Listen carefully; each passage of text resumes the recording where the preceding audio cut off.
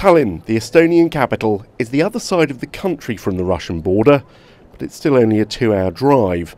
And here, just as in neighbouring Latvia and Lithuania, they're worried they could be next in Russia's military sights after Ukraine for a take-back of old Soviet territory. This new report is not the first to warn that right now, NATO probably couldn't stop Russia if it tried to take the Baltics. Russia could take over the Baltic states in 2 days. The Russian aviation base at Pskov is some 50 minutes flying time from Riga, and it wouldn't take long to get an airborne or an air landing brigade on the ground. They agree with NATO that the strategy should be prevention rather than cure, and NATO has already taken some steps, sending an air policing mission to the Baltics. But in a couple of weeks at the Warsaw summit, it's expected to add Allied land forces to that package, all intended to deter Russia. Estonia's former defence minister, who helped write this report, told me NATO has to put muscle behind its declarations.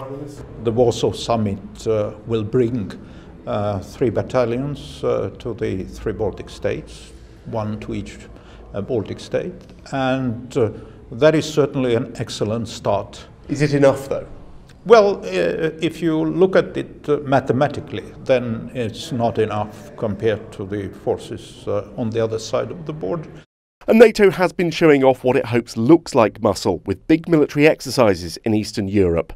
But hidden behind the united military front, there are political tensions.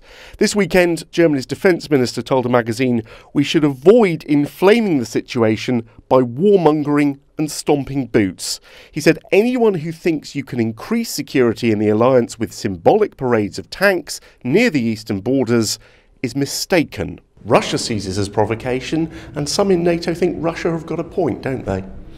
Well, I think you can call everything a provocation, but I think it's a fact that when you attack another UN member, I'm talking about Ukraine, it will have consequences, and you really shouldn't be too surprised that there are consequences.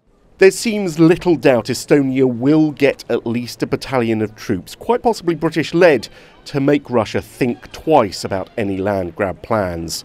The real debate in Warsaw will be whether that's the beginning or end of building up forces in the Baltics. James Hurst, Forces News, Westminster.